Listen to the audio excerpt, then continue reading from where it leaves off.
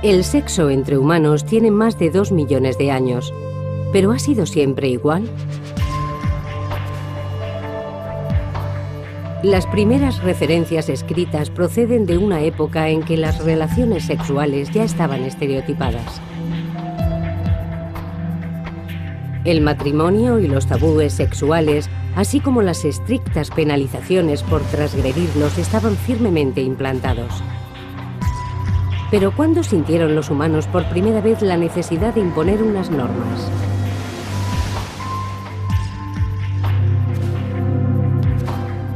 ¿Cuándo empezó el sexo a estar gobernado por la sociedad? El sexo en la antigüedad. La Edad de Piedra.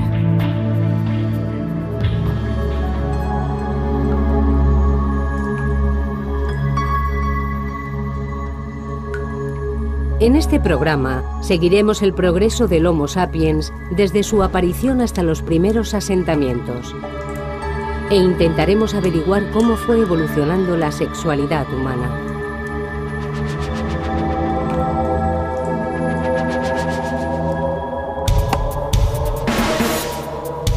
Los indicios físicos son escasos. Pero los expertos han analizado nuestra propia biología, el comportamiento de otros animales y los elocuentes hallazgos de pruebas arqueológicas.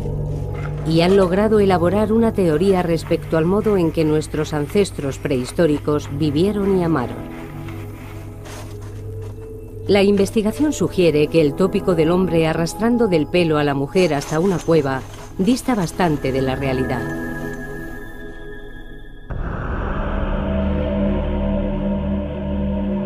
Hace 26.000 años, 10.000 años después de la muerte del último Neandertal, un reducido grupo de humanos primigenios ejecutó un extraño ritual.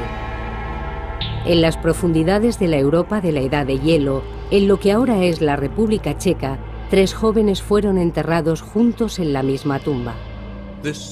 Este triple enterramiento es un misterio y también una clave para entender los orígenes de la sexualidad humana. Si pudiéramos comprender qué sucedió aquí, ampliaríamos significativamente nuestros conocimientos acerca de este tema.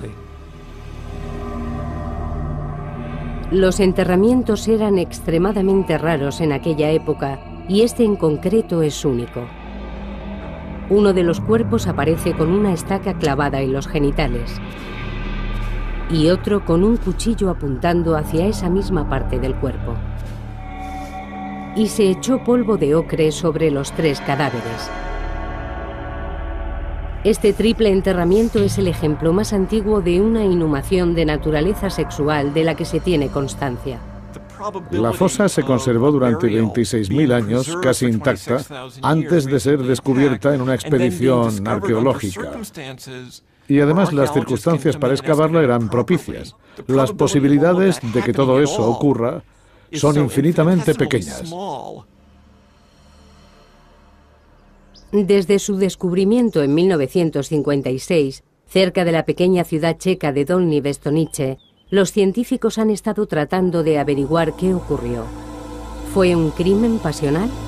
¿Fueron ejecutados por transgredir las leyes sexuales? Se sabe que en el Paleolítico o Edad de Piedra, los pueblos que enterraban a sus muertos en Dolní Věstonice vivían en grupos pequeños y estables de unas 30 personas. Dedicaban el tiempo a cazar y a buscar comida, y por la noche dormían guarecidos en tiendas junto a hogueras de carbón.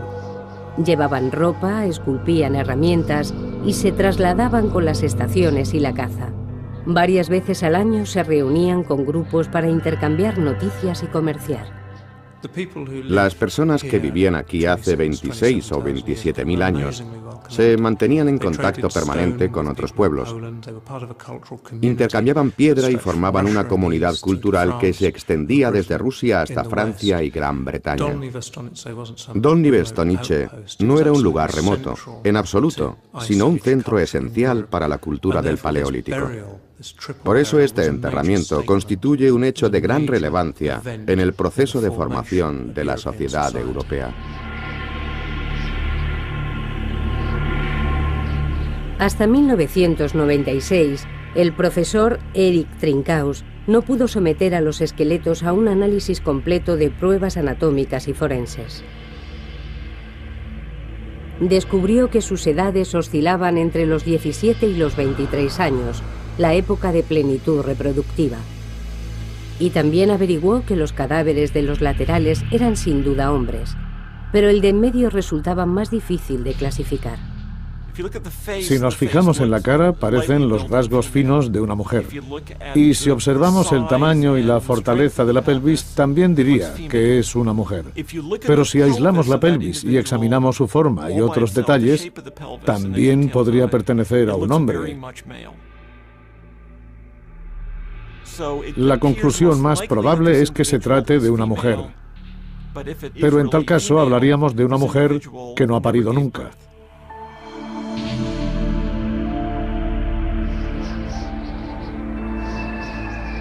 Las pruebas demostraron que habían muerto repentinamente y fueron enterrados pocas horas después, antes de que el rigor mortis apareciera en sus rostros.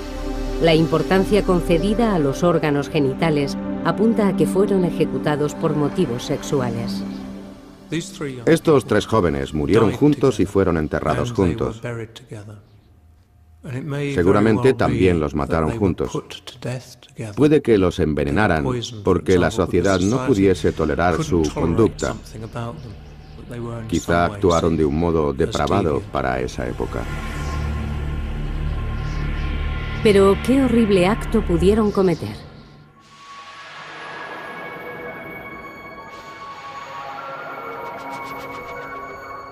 ¿Cómo se concebía el sexo en una época tan remota? ¿Existió en algún momento de la historia un tiempo en el que no hubiera normas, una época idílica sin tabúes sexuales? Las investigaciones científicas sugieren que no. La prueba más temprana y mejor preservada del sexo prehistórico son nuestros propios cuerpos. Hace 5 millones de años, los humanos empezaron a diferenciarse de nuestros parientes primates más cercanos. Hace unos 3,5 millones de años, iniciamos nuestra andadura sobre 2 piernas. Hace 100.000 años, los hombres y las mujeres empezaron a asemejarse a nosotros. Y hace 26.000 años, la época en que se produjo el triple enterramiento, nuestros cerebros eran exactamente del mismo tamaño que ahora. Debemos ser conscientes de una cosa. No podemos pensar en nuestros antepasados como en los picapiedras. Si hubieran sido unos seres estúpidos, nosotros no estaríamos aquí. Si vemos al hombre prehistórico como un animal torpe que merodeaba en busca de comida, estamos muy equivocados. Entonces no habrían evolucionado. El hecho de que ya se parecieran a nosotros nos da una pista de cómo harían el amor. Seguramente, el modo en que nuestros ancestros mantenían relaciones sexuales hace 100.000 años se parecía mucho al nuestro. Cuando decimos que eran anatómicamente modernos, nos referimos a que su morfología sexual, sus penes y sus vaginas, coincidían con la de los actuales. Hay una especie de chimpancés, los bonobos, que copulan frente a frente. Así que es probable que nuestros antepasados hicieran el amor como lo hacemos nosotros.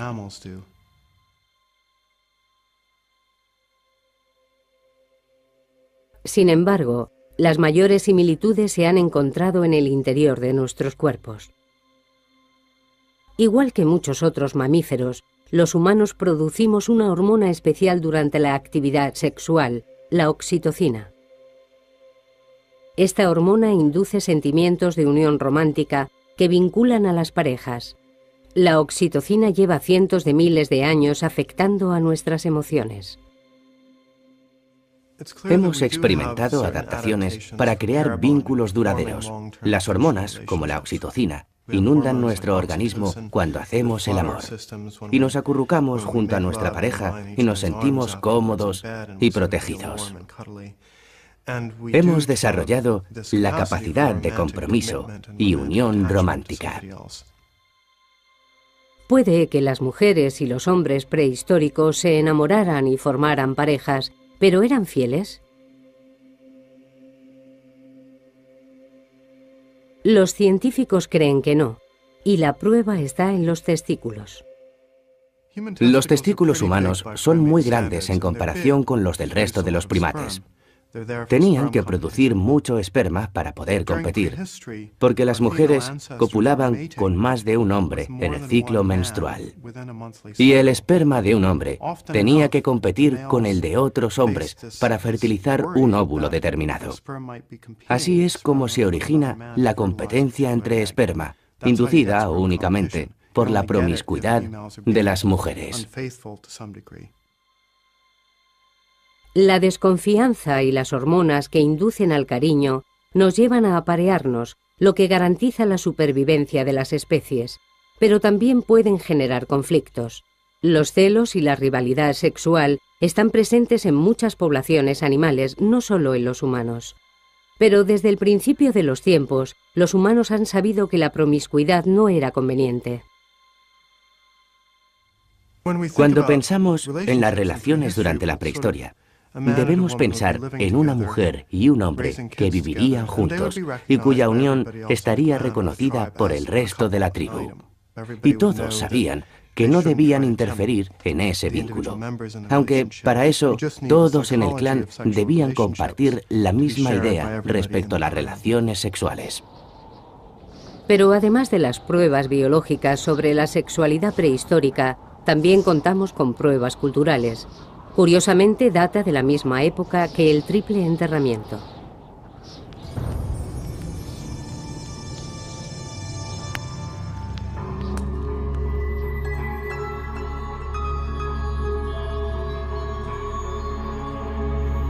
Un arqueólogo encontró este pequeño objeto en la orilla del Danubio, en 1908. Es de menor tamaño que la palma de una mano y se asemeja a una mujer con el pelo corto, pechos voluptuosos y unas caderas y unos muslos exageradamente grandes. Después de esta, se han hallado muchas figuras similares. Esta estatua de arcilla procede del mismo yacimiento del enterramiento. De nuevo, muestra énfasis en los pechos, las caderas y los muslos. ¿Qué serán estas extrañas figuras? ¿Se trata de diosas de la Edad de Piedra? ¿El icono sexual de la prehistoria? ¿O son solamente arte? Algo destacable respecto a estas figuras es que la gente tenía que emplear bastante tiempo en esculpirlas. De esto se deduce que ya no dedicaban todo su esfuerzo a la supervivencia. Los expertos creen que las mujeres, igual que los hombres, saldrían a buscar alimento. La idea popular de que el hombre consigue la comida y provee a la mujer no tiene mucha lógica. Ese estereotipo carece de sentido. Sobrevivían de la caza y la pesca y ocasionalmente recogiendo bayas y frutos secos. Y también habría miembros del clan que se quedaban en el poblado cuidando de los niños o de los enfermos. Pero cuando se trataba de cazar, todos colaboraban por igual. Parece que en la prehistoria existía mucha más igualdad sexual. De hecho, las mujeres eran perfectamente capaces de alimentarse, de alimentar a sus hijos, de protegerse. Vivían en grupos unidos y se desenvolvían muy bien sin los hombres. No los necesitaban tanto, y eso les concedía muchísimo poder. Los estudios sobre grupos cazadores y recolectores también apuntan a la igualdad. En las sociedades recolectoras se da un nivel de igualitarismo razonable. Si alguien no estaba conforme con la organización de las tareas, siempre podía optar por irse, buscar otra tierra cerca del agua o de otros pastos y vivir felizmente allí. En la prehistoria, la voz de los hombres tenía el mismo peso que la de las mujeres. Era un mundo en el que imperaba la igualdad social y sexual. Sin embargo, dicha igualdad no se refleja en el arte del periodo prehistórico. Actualmente tenemos constancia de 200 de estas figurillas. Las hay de muchos tipos y materiales. Algunas, como esta, están hechas de piedra caliza. Y hay otras esculpidas en marfil de hace 20 y 30 mil años. Han sido encontradas desde Rusia hasta Francia, pero puede que solo estemos ante la punta del iceberg. Seguramente haya por descubrir muchas decenas de miles de estas figuritas más.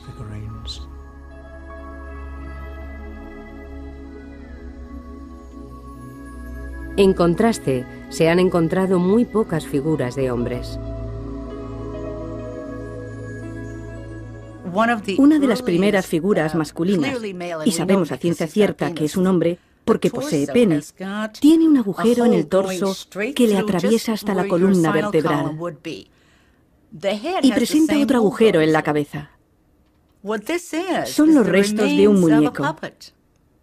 Es una de las primeras representaciones de un hombre y se trata de una marioneta. Resulta curioso.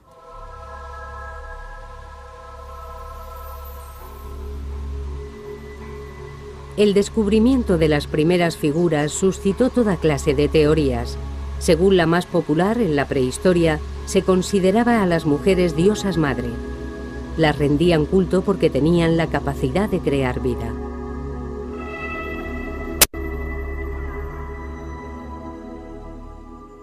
El milagro en el cuerpo de la mujer era obvio. No le pasaba lo mismo al hombre. La fuerza de la vida no existía, o no era tan evidente en el cuerpo del hombre. Veían los genitales colgantes, pero no establecían relación directa entre ellos y el proceso de nacimiento, muerte y renacimiento. Y la gente de la Edad de Piedra sentía la necesidad de poseer un símbolo tangible al que venerar. Eso podría haberlos llevado a imaginarlo con forma de mujer.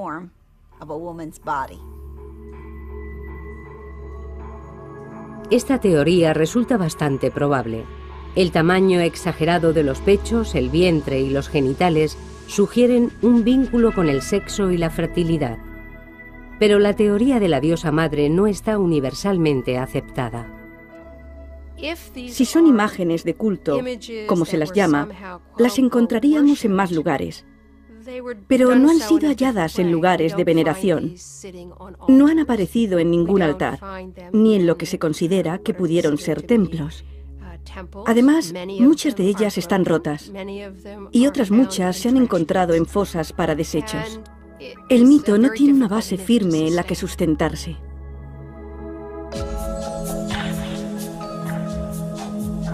Esas dudas han conducido a otra teoría. Quizás solo reflejaban el canon de belleza de la Edad de Piedra. La mayoría de los especialistas que las han estudiado son hombres y han interpretado las figuras desde su punto de vista. Algunos infieren que al ser mujeres y estar desnudas, debían ser una representación del icono sexual.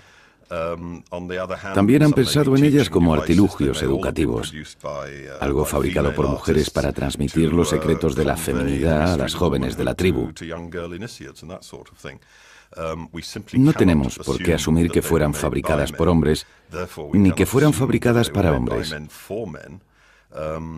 De ahí que sea tan complicado atribuirles una función. Tal vez no sean diosas madre ni iconos sexuales, pero sin duda lo que no muestran constituye una pista tan elocuente como lo que muestran. Se ve que prestaron mucha atención al detalle en los atributos sexuales. La vulva, el pecho. Se diferencian perfectamente los labios e incluso muestran una hendidura que señala la posición del clítoris. En cambio, carecen completamente de rostro.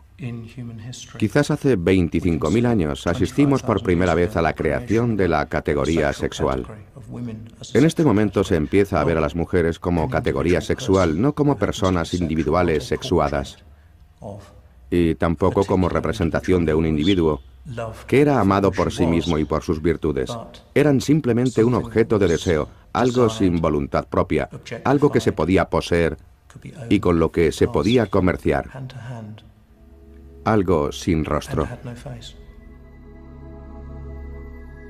Si Taylor tiene razón, las Venus indicarían que por primera vez la función sexual de las mujeres tiene prioridad sobre su función como individuos. Y este concepto esencial ha sido reflejado en más representaciones, como los grabados en las paredes de las cuevas durante ese mismo periodo.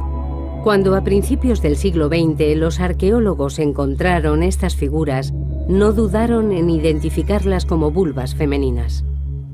Les han dado nombres extraños, como vulvas estilizadas, vulvas esquemáticas, vulvas inacabadas, incompletas y muchas otras denominaciones. Incluso se llegó a interpretar una única línea grabada en la pared como la hendidura aislada de una vulva. Todo esto nos dice mucho más de los intérpretes que de las personas que esculpieron las figuras. Los problemas que vemos en la prehistoria son los que nosotros mismos proyectamos, porque pensamos que siempre ha sido igual. Estamos aplicando la perspectiva del presente al pasado. Pero a pesar de las dificultades para interpretar los artilugios antiguos, los expertos creen que hace unos 25.000 años se produjo un cambio en la historia humana, y a partir de entonces se vio a la mujer como un objeto y no como a una igual. ¿Pero por qué sucedió? La pista más clara la aporta Dolní Věstonice, el lugar donde se llevó a cabo el triple enterramiento.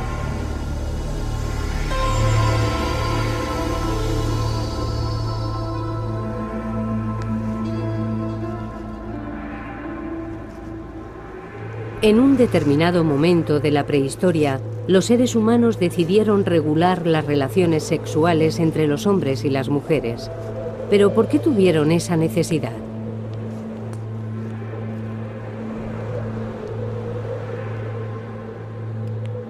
En la Edad de Hielo, cuando los grupos eran pequeños y estaban estrechamente unidos, no se necesitaban normas. Pero cuando las tribus empezaron a mezclarse, todo se complicó. Recordemos que estos pueblos están muy diseminados por el territorio. Quizá estemos hablando de una densidad de población de una persona por cada 1000 kilómetros cuadrados. Esa sería más o menos la media. Las posibilidades de que un hombre encontrara a una mujer de su misma edad y disposición eran muy escasas. Por eso, cuando se juntaban dos grupos, aprovechaban la oportunidad de relacionarse. Esas relaciones sociales eran clave a la hora de encontrar miembros del sexo opuesto a los que poder unirse. La colina en la que se realizó el triple enterramiento era uno de los puntos de encuentro más populares de Europa. Las tribus se congregaban aquí y, aunque tenían hábitos y dialectos diferentes, se reunían para hablar, comerciar y conocerse. Dolní Věstonice es básicamente la colina que domina el valle. Por eso eran una referencia para todos los pueblos circundantes.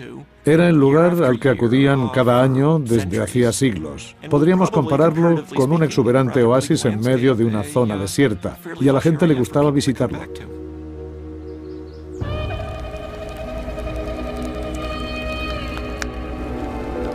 Las reuniones en la colina constituirían un acontecimiento de gran relevancia. Era una oportunidad de conocer a otras personas y de unirse a ellas. La gente se congregaba aquí en considerables multitudes para las ceremonias de búsqueda de pareja o para cualquier otro tipo de celebración. Era un sitio de agregación, como se los conoce técnicamente. Es un término arqueológico que designa estos lugares, donde los pueblos permanecían un tiempo y realizaban actividades sociales. Pero el éxito de Dolní acabó, en cierto modo, perjudicando a las tribus. Cuantos más pueblos se congregaban, más se debilitaba la estabilidad social y sexual de cada uno en particular. Cada vez eran más los candidatos y más las oportunidades de tener relaciones sexuales. Por eso, con estas agrupaciones a gran escala, surgieron ciertas normas sobre el sexo. Pero las normas están para romperse. En Dolní Věstonice había un grupo de 100 o 200 personas viviendo juntas. Y también allí es donde se localiza este enigmático enterramiento. Quizá nunca podamos reconstruir con exactitud la historia, pero intuimos que pudo deberse a la violación de alguna norma sexual. O puede que el enterramiento en sí fuese un modo de implantar una norma, quizá la primera ley referida al sexo. Pero ¿podemos inducir algo concreto respecto a dichas normas a partir de este enterramiento? La mejor pista la hallamos en el modo ritual en que fueron colocados los cuerpos. No se ha encontrado ningún otro enterramiento tan elaborado de aquella época. La mano del hombre de la izquierda está colocada sobre el pubis de la mujer en el medio. Le giraron todo el cuerpo para enterrarlo mirando hacia ella. Pero el brazo de la mujer está enganchado al hombre de la derecha, como si existiera una relación establecida entre ellos. Él tiene la cara contra el suelo. Fue enterrado boca abajo. Parece que la posición de los cuerpos guarda algún tipo de significado. El hecho de que el cuerpo de la derecha descanse sobre su abdomen tiene alguna explicación, y no se ven rastros de cambio de posición o movimientos. Desde luego, la postura transmite un mensaje, pero no sabemos cuál. Eso sigue siendo una incógnita.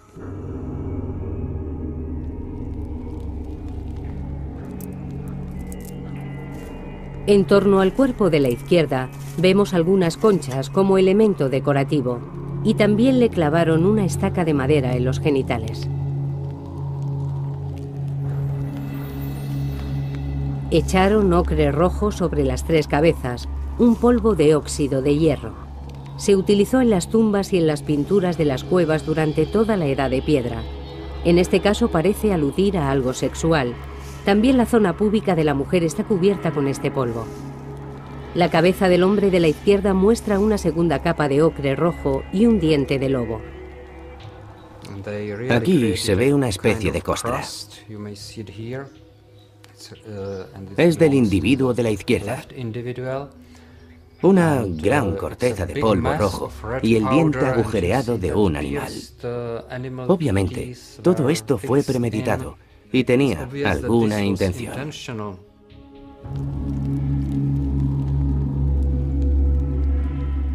Y por último, para dejar aún más claro el mensaje, hay un cuchillo de sílex que apunta directamente a la vagina de la mujer. Aislado, cualquiera de estos detalles podría atribuirse a la casualidad, pero todos a la vez indican cierta deliberación.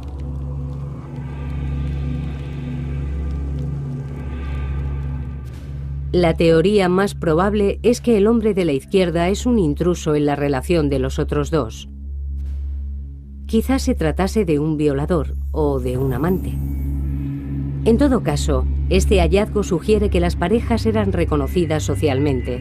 Si una mujer era infiel o si otro hombre intentaba romper esa unión, eran asesinados y posteriormente mutilados. Después se hacía un enterramiento ritual. Este triple enterramiento es el presagio de lo que ocurrirá en el futuro. La evolución de la sociedad hace que el individuo como tal vaya perdiendo terreno.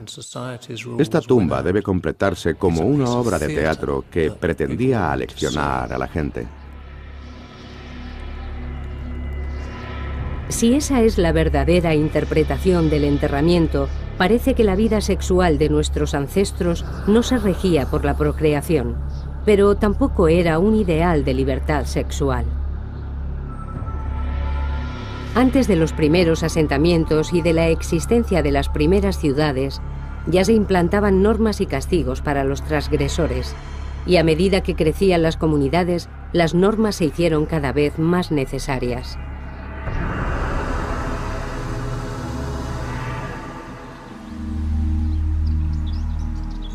En torno al año 8000 a.C., los hielos que cubrían grandes territorios empezaron a retraerse. Con el incremento de las temperaturas, las tribus nómadas empezaron a asentarse en los pastos. En lugar de recoger frutos, bayas y grano, domesticaron a los animales y plantaron sus propios cultivos.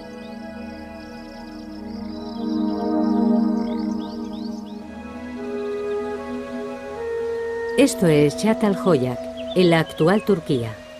Fue la primera ciudad del mundo.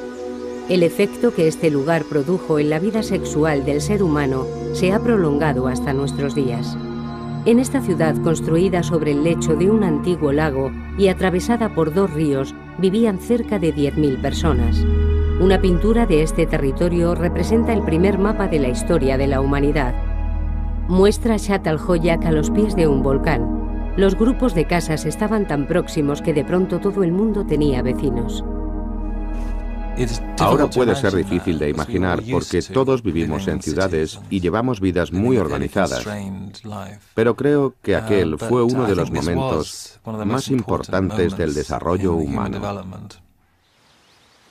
Las generaciones sucesoras fueron construyendo sus casas encima de las anteriores, dejando a su paso estratos de ruinas de 20 metros de profundidad. Aquí estamos pisando casas neolíticas. Sí, es un túmulo. Höyük en turco. Es una pila de varias generaciones de casas de adobe y sus desechos. Se formó después de un largo periodo de tiempo. Estos primeros agricultores vivieron aquí más de 700 años y después abandonaron el lugar. Podría decirse que en Çatalhöyük regían normas sobre el sexo y la reproducción diferentes a la de los cazadores-recolectores. Creo que en la práctica debía de haber diferencias considerables.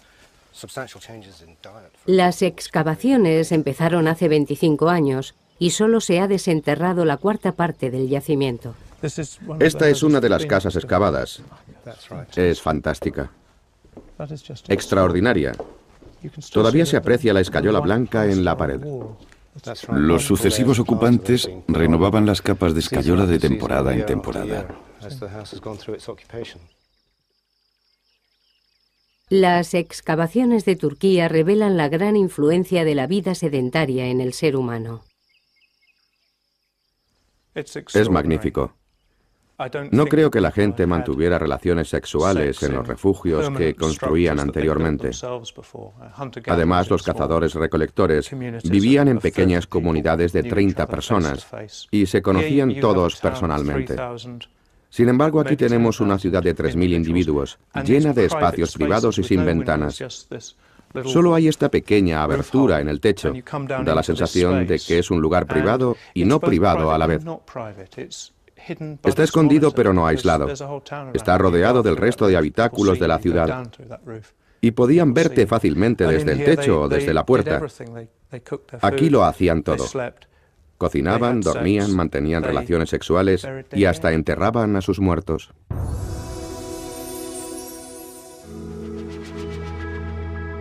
Si las congregaciones en Dolní Bestonice ya provocaron ciertos problemas, la convivencia en un asentamiento permanente sería aún más difícil. Surgirían muchos conflictos, y además la basura, los excrementos y la suciedad se acumularían. Las restricciones sociales serían cada vez más estrictas porque, obviamente, había que regular la convivencia. De lo contrario, este modo de vida no se habría perturbado. La cuestión es, ¿por qué surgían los conflictos? En Çatalhöyük, el uso del espacio estaba muy regulado. Había lugares separados para los vivos y para los muertos, para los adultos y para los niños, para los hombres y para las mujeres. El interior de las casas estaba específicamente dividido, lo cual sugiere normas muy complejas. Normas que surgen en el plano de las grandes ciudades y que debían de ser muy estrictas. Dictaban lo que se podía hacer en la ciudad como conjunto y también lo que estaba permitido en el ámbito privado. El arte de Çatalhöyük transmite mensajes muy claros. En las paredes de escayola se esculpieron cabezas de toros y carneros. Por las noches sus cuernos resplandecían a la luz del fuego. Desde arriba los observaban terribles criaturas de afilados colmillos.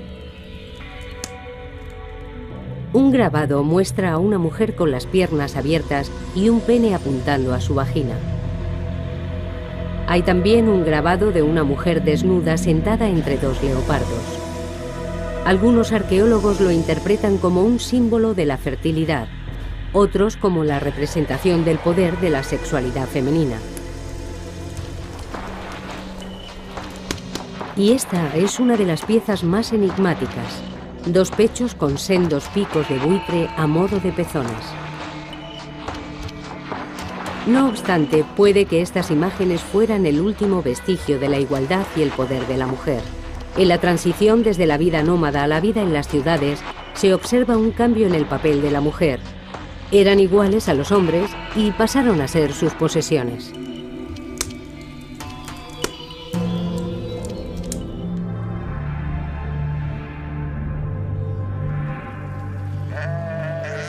Cuando nuestros ancestros dejaron la vida como cazadores-recolectores y se organizaron en ciudades, todo fue sometido a revisión.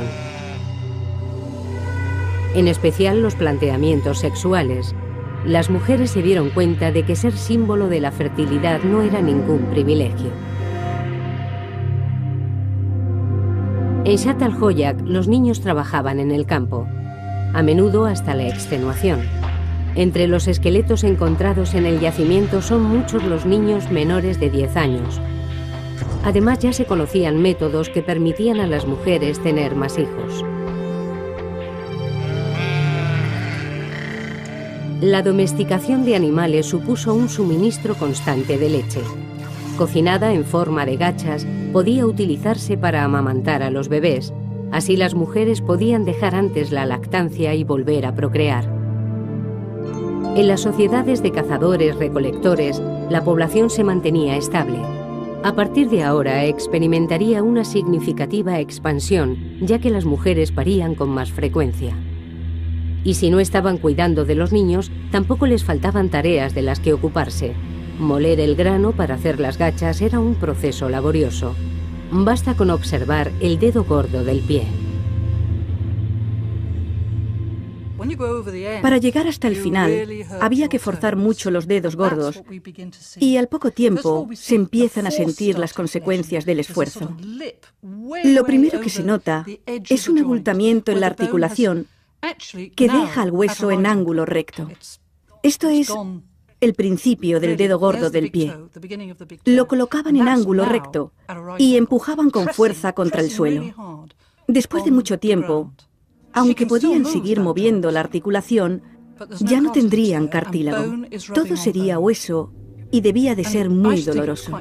Seguramente es la primera lesión por motivos laborales de la historia. Pero trabajaban a pesar del dolor. ¿Sufrían los hombres alguna lesión a causa del trabajo? Bueno, se observa una hendidura en la rótula, en la parte donde el hueso empuja contra la rótula. Eso nos indica que pasaban mucho tiempo agachados, descansando tranquilamente después de la jornada laboral. Y esa hendidura no aparece en las mujeres.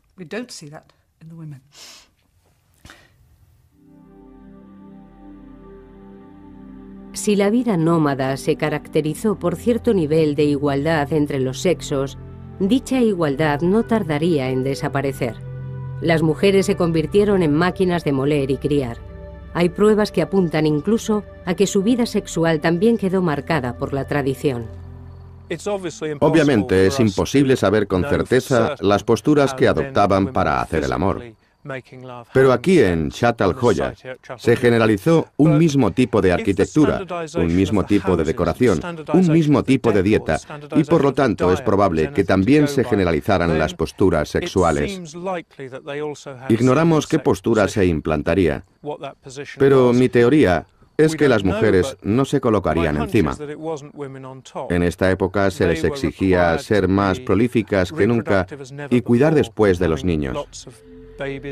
Habían perdido su parcela de poder, así que tal vez las obligaban a ponerse a 4 patas como los animales que domesticaban.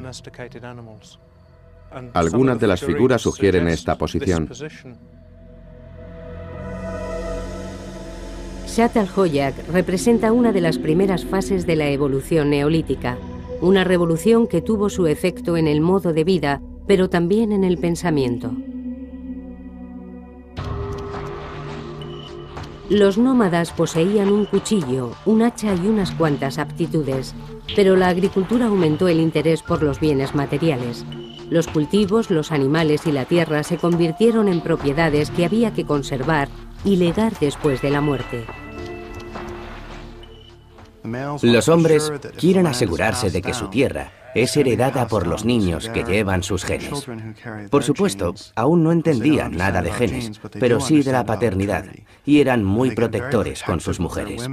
Improvisaban toda suerte de velos, y surge un intenso deseo por controlar la sexualidad femenina.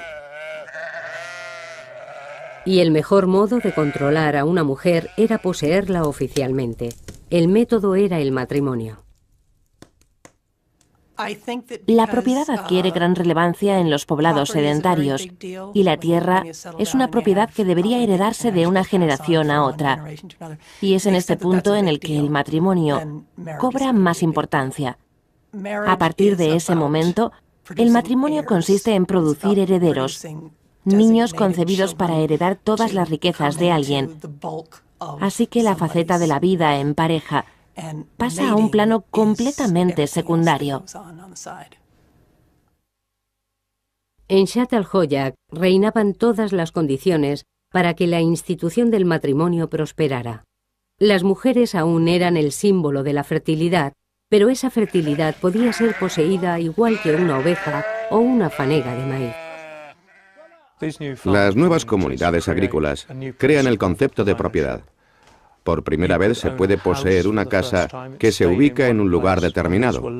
Estos son los estratos de casas construidas unas encima de otras.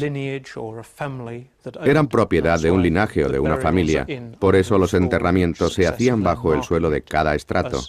Así marcaban la propiedad. Pertenecía a las personas que vivían en ella. Pero debemos reflexionar también sobre el derecho a poseer otros seres humanos. En la propiedad de las personas es donde surge el concepto de matrimonio. Los orígenes del matrimonio no tienen nada que ver ni con el amor ni con los sentimientos. Tampoco tienen que ver con la libre asociación ni con las emociones, sino con el control de la reproducción y, en último término, de la sociedad. La posesión de las mujeres era clave para dominar la comunidad.